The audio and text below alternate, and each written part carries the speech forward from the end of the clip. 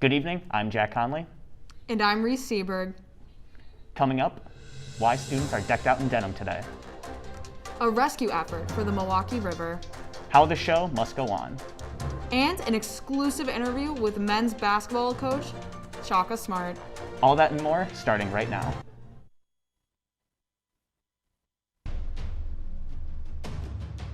From the Jeannie Hayes Virtual Studio, this is Marquette Now. Campus is painted in denim today. A display of denim is laid out at the Central Mall. This global movement is meant to bring awareness to sexual violence while putting an end to victim blaming. Students across campus are wearing denim to support the movement. Marquette Wellness peers handed out resources to inform the community, and it was going well. So we're at the end of all of our pins because so many people have stopped by. It's been really great. I've had that one for a while now. Right. I haven't built A weekend to witness. The Black Student Union and the Marquette University Student Government are celebrating Blackness on campus. A cultural festival was held this past weekend, and reporter Kaylee Starl was there with the story. If everybody wants to get a second balloon, they can. Balloons for everyone. And if you don't have one, Oh, you can take this one. First Year Bridgman Flowers will make sure you do, because this year, more than just balloons are taking flight. The Black Student Union and Marquette University Student Government worked together to host their first ever cultural festival this past weekend. This whole weekend we've been having a lot of different things to celebrate the Black community on campus and in Milwaukee in general. And the balloon release was just one of those things. And this time, we will release these balloons for them in honor of them. 1, 2, 3, let's release them. Them. The people who have lost their lives to police brutality. And as the balloons float higher and higher, As I just think bigger and bigger every year. this festival may be a first, but it surely won't be the last. And we want to make that connection and make it where this is not just the first. A connection that spans across more than just balloons. A connection To raise awareness and make sure that we know that we are loved and that everybody else gets to experience the love that we emit all the time. So yeah. I'm Kaylee Starl, Marquette Wire News. Mark your calendars, Marquette. The Wisconsin Center will be stopping all vaccinations on May 28th. If you're planning to get vaccinated there, you'll need to receive your first dose by this Friday. If you're still on the search to get vaccinated, the Marquette Medical Clinic is hosting vaccine clinics regularly. The Milwaukee Health Department has community clinics with walk-in appointments as well. Students are calling for a change in different areas all over campus. Most recently, there's been an emphasis on Earth. A referendum put out shows undergraduate students supporting the university divesting from companies involved with fossil fuels. Out of nearly 1,500 voters, about 90% were in support of this. So this referendum was presented by Fossil Free Marquette and conducted by MUSG. And it asked students to kind of express their voice and kind of get more actively involved in the Marquette community and work that's going on by students, and ask them to vote on a 5-year plan for Marquette to divest fully from the fossil fuel industry. And like the next step now involves presenting the recommendation document that actually goes over that detailed 5-year plan to the MUSG Senate. And then once we present it to Senate and Senate votes on it, if it does pass through our Senate, it will then go to administration to be presented, kind of like a proposal. Jack, did you know that the Great Lakes and Milwaukee River system provides drinking water for over 40 million people in the United States and Canada? Wow, that is a lot of people. The water's pollution continues to increase each year. As Marquette Now's Skylar Chun reports, one local organization is committed to keeping these waterways clean. Hidden in between the Milwaukee River and trees, Lee Berquist is found collecting treasures of other people's trash. I found a fishing lure, a lot of fishing line. All I have here that's kind of notable would be a Heineken bottle. As a retired environmental reporter from the Milwaukee Journal-Sentinel, Berquist now spends his free time volunteering to take care of the land. And I know how it's a dumping ground for a lot of, for Milwaukee. Things just end up coming down to the river. Along with Berquist, around 3,000 volunteers spread out to help at 89 locations along the Milwaukee River Basin for Milwaukee Riverkeeper's annual spring cleanup this past Saturday. Oh, you can get that. That's very small. You can go around the tree. Trash is pollution. It is a stream of pollution that eventually migrates from land down to the waterways if it's uncontrolled. And, this is just a really important day to kick off our spring and summer season. As a Marquette alum, Brasida shares how her Marquette education allowed her to make an impact in the community. One of the best things about Marquette is they teach you to give back and to be a part of the community. And I took that to heart, and I just decided that I wanted to try something different with my law degree. She said her favorite part about the cleanup is seeing everyone coming together to make a difference. I think people, especially during this last year, they turned to our natural spaces for solace and refuge, and it's kind of all we had. Getting out and being in nature was such a wonderful thing. So being able to go out today and give back a little bit and help with that is so important. I'm Skylar Chen, Marquette Wire News.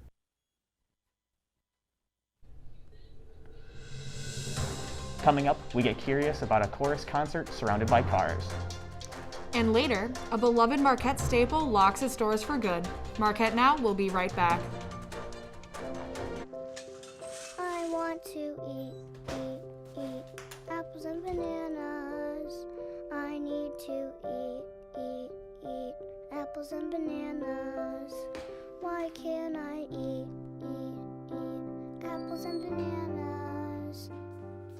Support the Feeding America nationwide network of food banks to help provide meals to those in need. Join us at feedingamerica.org. When I first saw a turtle, my heart was full. Now I'm anything but lonely. We have this deep connection, this heart connection. He just wants to be close to you and part of your life. Every day with Turtle is a perfect day. When I'm holding her, it makes me feel calmer. I think everything he does shows how much he loves us. When we adopt a shelter pet, we discover they're a little bit of a lot of things. But they're all pure love. Welcome back to Marquette Now. I'm Jack Conley. And I'm Reese Seberg. Parking structures are more than just a place to park your car. The University Choir had their first concert since December of 2019 this past Sunday. And instead of an auditorium, the group performed in the Wells Street parking structure. Marquette Now's John Loiuzzi takes a look at the unconventional location of this spring concert. Typically walking by the Wells parking structure, you would be stopped by this. But recently, you would have been halted by this. Director of University Chorus, Mark Knuckle, says preparing for an outdoor concert has brought on challenges. It's a different preparation in that there's no reverb from walls or ceilings. But in this space, since we're on the 6th level, there is at least a floor and there's a ceiling, so there's some type of reverb. We've had a couple rehearsals here playing with what's the best angles and how to deal with that singing outside, because singing outside is a completely different ballgame. Knuckle mentions due to safety protocols, he had to rethink how to teach music over the last year due to the coronavirus. It was a challenge to really revisit how you present music, how you learn music, how you rehearse music, and probably the most important thing is that connection that students have through the music with each other.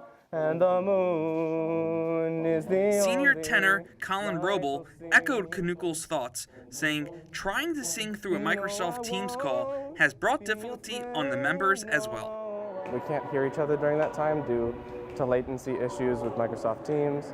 We have to go all on mute, so it's a lot of self-learning and figuring out the parts on your own. Roble says that being able to have one last opportunity to sing at Marquette is emotional. I haven't been able to do that for a year, so that's my main thing. Of course, I'm a little sad because this is probably one of the last times I'm going to sing with any of these guys, but I'm just excited to be able to do it one last time. For Marquette Wire News, I'm John Loiuzzi. For graduating Marquette seniors, thinking of post-grad life can be scary. A day in the life of this Marquette alum shows why you can take the person out of Marquette, you can't take Marquette out of the person. Marquette Now's Chloe Murata has more. A day in the life of a Marquette alumni looks different for everyone. A day in the life of Marquette alumni Tim Vetcher, news director at TMJ4, can look something like this. 13 million pounds of food. And this. So it's a big difference from like 5 o'clock and 6 o'clock, which is all local. Vetcher graduated from Marquette in 1998 and worked at several television stations prior to returning to Milwaukee. I get chills. It's being the news director at WTMJ, just down the road from my alma mater, a place that I love, and a city that I love. It's hard to believe that this is my job. During his time at Marquette, Vetcher served as the Marquette Wire radio general manager and a columnist for the Tribune. He also reported at many sports events. I know one thing. The boy that's with them, Tim Vetcher, has not stopped eating since we have been here. The journalism program at Marquette gave Vetcher the experience he needed to get his first job post-grad. Learning how to write, learning how to ask good questions, and learning how to think on my feet are the three things I took from my Marquette student media days. From reporting the news to now playing the news, Vetcher shows how successful life after Marquette can be. I'm Chloe Murata, Marquette Wire News. Closing the curtains isn't always easy when it's a team member's last performance. As Andrew Amuzu reports, putting together the spring's production of Antigone has been bittersweet for many. Marquette Theater's Antigone production is keeping Junior Pia Russo busy. I get really hungry. I'm here from 3:30 to 9 every day. So I have to keep a lot of snacks here. What keeps her coming every day? Sam, you can walk through. Her theater family. Sam's one of our actors. What up, guys? Like, everybody wants the best for everyone here. The people are what keep me coming back. The hours are really long. It's a lot of hard work. Sometimes you only have 5 people in the audience, but I feel really supported here, and it feels really good to support other people here. One of her biggest supporters is Chester LaFleur Bell, the former technical director whose contract was not renewed earlier this semester. Bell's goal was simple: be an influential mentor to aspiring students. That's something I strive to do, is just to help guide these students so when they get out of here, they have the right work ethic, some skills, some methodology in terms of how to find work and keep moving on in the business. Even Stephen Hudson Merritt, Department Chair of Theater Arts, had a significant relationship with Bell. Chester's an amazing lighting designer and tech director, and so we make each other's work better by collaborating. And like, he's the first person I check in with every day, and probably the last one I check with as I leave. So we're gonna feel it, yeah. No matter how frustrating it is, Bell says the show must go on. Yeah, it's a little bittersweet for me. It's kind of hard for me to drive home every day thinking that I'm getting close to the time where I'm going to not be able to work with these students that make me so happy to be around. But even after the show ends, reality begins for Bell. It's pretty tough for me. I'm in my late 50s and, I'm out of a job, and it's going to be tough for me to kind of land somewhere. I hate talking about it because now I get crabby. Behind Antigone, there's a lot of frustration, making this one bittersweet production. Reporting from the Hellfire Theater, I'm Andrew Amuzu, Marquette Wire News. The pandemic has truly proved that this is a dog-eat-dog world. This past month, a memorable Marquette restaurant closed their doors. Reporter Kaylee Starl has the story. You can buy a hot dog anywhere. But for owner of the Dog House, Mason Muna, You have a good one, thank you. It makes all the difference who's serving it to you. for 15 years, Muna and his team have provided the Marquette community Hot dogs, I'm so hungry. with a doggone good time. I ate here with friends quite a bit, like freshman and sophomore year. And as one of the few restaurants that stayed open late on campus, It was probably 3 in the morning, and I walked in there with a group of my friends. it's no surprise that students found themselves there very often. They knew that if they lost their friend on Water Street, that if they came to the doghouse at the end of the night at 2:30, they would find their friends there. However, earlier this month, Muna permanently closed the doors to the Marquette location. I really missed the doghouse. The Marquette Doghouse would go through almost 720 pounds of cheese curds every weekend, alongside their classic Chicago-style hot dog. That's a lot of cheese curds. But the Doghouse is more than just good food. That corner has so much meaning for myself. And for the 15 years of students who walk through the doors. This is the first place I ever ate on campus. I met my roommate And we're like, okay, what do you want to do now? And he's like, well, do you want to go try that doghouse? And while the Marquette Doghouse won't open their doors again, the Doghouse legacy lives on at the original Brady Street location and through the memories of everyone they have fed. You're never going to replace the doghouse. I mean, it's just been a Marquette classic for way too long. I'm Kaylee Starl, Marquette Wire News.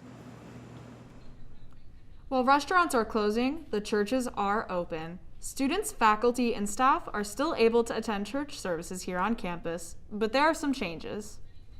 I went to a church service to see how the masses at Marquette are adjusting.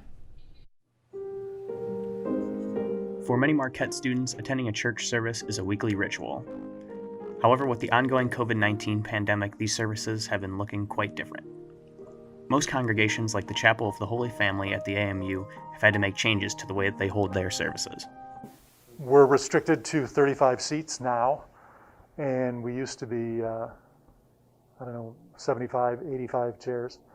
So it's cut us down. According to the Pew Research Center, over half of adults that watched a religious service online in the past month said that they only started watching these streams after the pandemic started.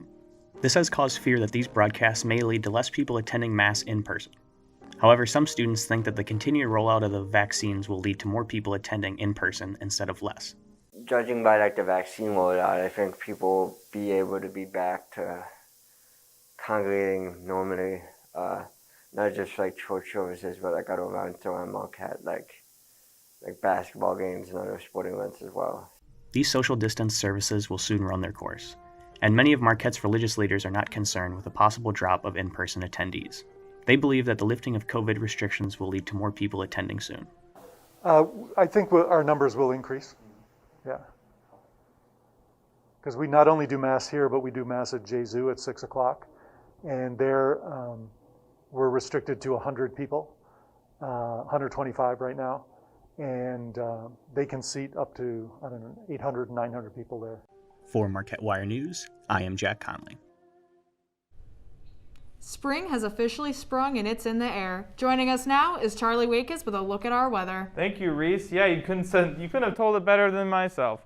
Spring has really sprung outside. The flowers are really blooming on all those trees, and anywhere you look, pollen really gets into my nose. And following with the theme of spring, it is currently 50 degrees outside. Our humidity is at 81%, a little sticky, but not too bad. Precipitation at a chance of about 30%, and the winds coming out of the northeast around 11 miles per hour, really pushing those little wispy clouds outside all over the place. And speaking of clouds, radar has made a return. Down in the south, we see that there's actually some snow on the fringes of that system down in Illinois and Iowa, and there's a lot of rain in the middle. We got a little blip up, towards the bay side, north of Green Bay. But other than that, it's pretty crystal clear at the moment, and I think that theme's going to stick around for later tonight. Speaking of which, for tonight, 45 degrees. Humidity is in the 79% region, and our precipitation chance of is in around 40%. Might get a little bit of storms tonight, but I would doubt it. And winds coming out of the northeast around 10 to 15 miles per hour. Keep your windbreakers on, but I wouldn't be too concerned about that either. Now, moving into the overnight lows for tonight, 38 up in Superior, 39 in Minocqua, 42 in Eau Claire, 45 in Wausau, and that trend follows down to Madison, Milwaukee as well, 45 degrees. Nice, clear spring night, but nothing too crazy. And moving into tomorrow's highs, we see a little bit of a tip of summer, just a little bit. 58 degrees up in Minocqua and Superior, 64 in Eau Claire, and it just keeps getting warmer. 65 in Green Bay, 67 in Madison, 69 in La Crosse. It's almost time for the longboard season, ladies and gentlemen, but not quite for us, because for tomorrow, it's going to be 58 degrees, still spring, hold on.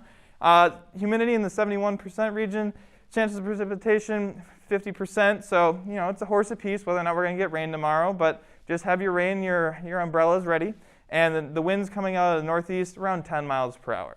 Now, moving into our 5-day forecast, unfortunately, we'll get to the rain in a minute, but it is coming. Friday, on a happy note, is going to be sunny. 52 for our high and 42 for our low. Looking pretty nice. Moving into Sunday, Monday, Tuesday, it's going to be rainy. I hate to inform you, ladies and gentlemen, but Sunday, it's going to be a warm rain, 69 degrees, so you can have shorts if you want, but you're going to have to bring an umbrella, and 53 for our low.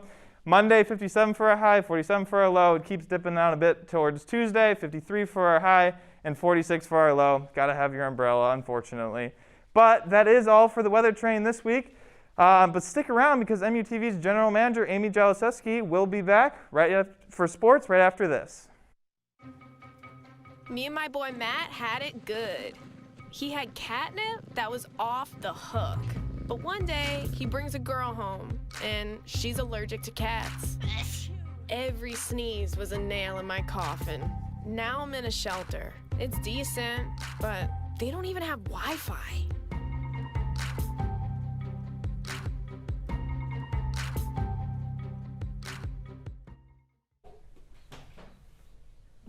Welcome back. I'm Amy Jaloszewski with your Marquette Now Sports Report.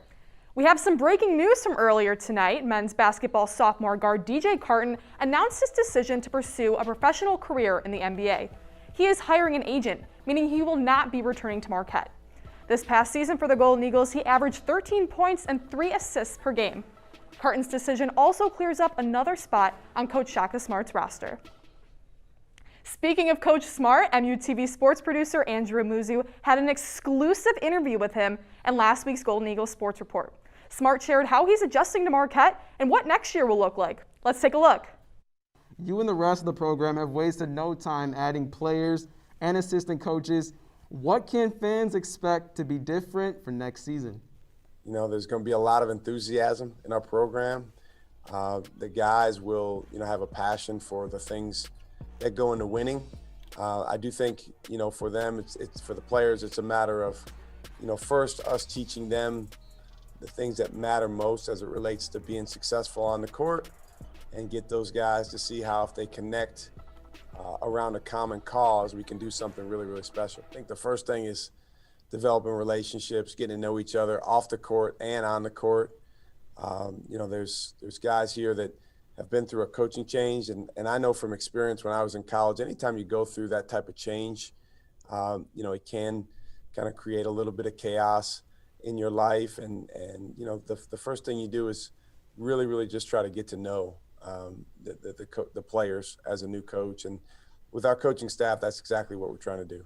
There is only one African-American head coach in program history, and that's you. So what does this milestone mean to you personally? Well, it's a phenomenal opportunity to hopefully set the tone and set an example for future black head coaches, both at Marquette and elsewhere. We're working in a sport where, the majority of players are African American, and I think it gives you an opportunity as a coach to understand how important your role is in positively affecting these guys. Such a great interview, and the rest of it can be found on the Marquette University television YouTube channel. But in more basketball news, Kure Kweth of Oklahoma announced his decision to transfer to Marquette after his former declaration for the NBA draft. To help relieve the Golden Eagles' packed bracket, redshirt sophomore guard Dexter O'Connell announced his decision to enter the transfer portal yesterday. He totaled 8 points and 7 rebounds throughout the 12 games that he played at Marquette.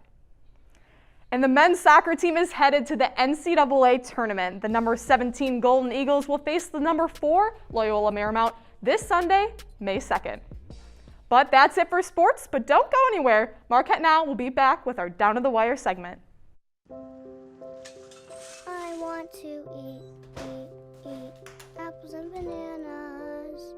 I need to eat apples and bananas. Why can't I eat apples and bananas? Support the Feeding America nationwide network of food banks to help provide meals to those in need. Join us at feedingamerica.org. Welcome back. I'm Jack Conley. And I'm Reese Seberg. Marquette Wire Executive Director Natalie St. Onge is our host tonight for Down to the Wire. She's with assistant news producer Autumn Herchert to talk about her experiences producing this show and finishing her senior year. I'm with Autumn Herchert, who is a assistant news producer here at Marquette Now. Whoa. I'm here to interrupt this regularly scheduled program to bring you a very important message. Let me go around here so I'm in camera shot. Now, obviously, I'm the usual host of the Down to the Wire segment. But that's not what we're doing tonight. This is completely unrehearsed. No one was aware of anything that was going on, including myself. So the news producers have arranged a gift for both of you. So here you go, Autumn. Thank you so much, Ben. Oh, thank you. And now we have a special message from the team.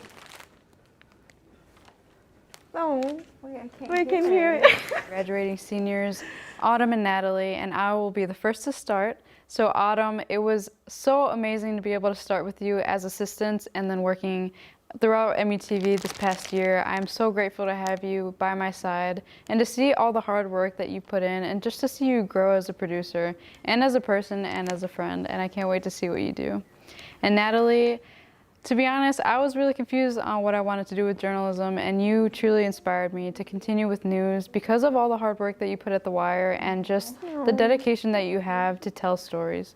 And I'm just so grateful to be able to look up to you, and I'm going to be so sad to see both of you leaving, but I hope the best for future endeavors, and you will really be missed and will forever be in my heart. Autumn and Natalie, thank you so much for everything. Words cannot describe how much you both mean to me. You have been such an inspiration ever since I started here at The Wire, and I'm always like, wow, I want to be just like Autumn and Natalie. And Autumn, it's been really cool watching you grow as a producer for this entire year. You came in and you're like, wow, I've never produced a show before, and look at you now.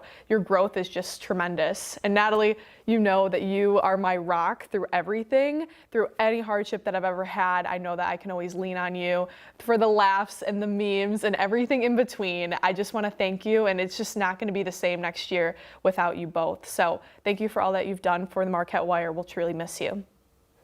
Autumn and Natalie, congratulations on your time here at The Wire. I'm so proud of both of you, and thank you for everything you've done here so far. Natalie, thank you for being such an amazing executive director here this past year. You've done so many great things, and I'm so proud of you. And Autumn, thank you so much for being such an amazing co-producer and such a great friend to me. I've enjoyed all of the time we've spent together, and I wish you both the best of luck on your future endeavors. Autumn, it has been an absolute delight watching you grow, first as a television news reporter and then as a newscast producer. You are going to do great things. And Natalie, in an extraordinary year, we needed an extraordinary leader, and that's you. We thrived, we persevered, we excelled because you led us with grace and style, kindness and courage. I hope you know how special you are to all of us and how special you are to me. I am so proud of you and so blessed that you have graced my life. Autumn, it's been amazing working with you. Every time I come into the newsroom, I can literally feel your positive energy, and it's so great. And you've just been so willing to help, and I really, really appreciate it. Natalie, it seems like you can do anything with ease, and you've just been such an amazing leader, and I really look up to you. I've only gotten as far as I have been because of your belief in me, and I'm really just going to miss you both. MUTV will miss you both, and I can't wait to see what you guys do in the future. Autumn and Natalie, where do I even start? I just want to say thank you from the bottom of my heart for everything you guys have done. Autumn, I will cherish the memories we have made doing cartwheels and editing until super late on Tuesday nights forever. I'm so glad we got close this year, and I love you so much. Natalie, I am so grateful to be able to look up to someone with as much talent and drive as you, and you guys are both truly inspirational, and you will be missed, but I cannot wait to see the amazing things you're going to do in the future. That was so incredibly sweet. I can't. I'm about to be a puddle of tears. It's just amazing. I am so grateful for the experience that we've had here. Autumn, I'm sure you feel the same. Absolutely. I don't know who I'd be without The Wire and all of the amazing people that I've met here. So thank you all. I'm just so incredibly grateful for every single one of you. That was just so sweet. I'm so surprised right now. I don't even know what to think. But thank you. Yeah, and thank you for the flowers. Yeah. They're so nice. I literally am so shocked. Yeah, literally, me and you were like, we have to prepare for all these questions. But yes, Autumn and I, we appreciate the water, or our Wire, and the time here. So back to you both in the studio. That's all we have for you tonight and for the rest of the semester. Thank you for spending your Wednesday nights with us as we covered a year of news unlike any other. We can't wait to see you back on the screen in September for another year of news. We'd like to thank the amazing production team in our control room. Turn around and say hi, everyone. Wow. In the meantime, check out marquettewire.org for your campus news once again. I am Jack Conley. And I'm Reese Seberg. Sleep well and good luck on finals. Signing off from Marquette Now. Good night, Marquette.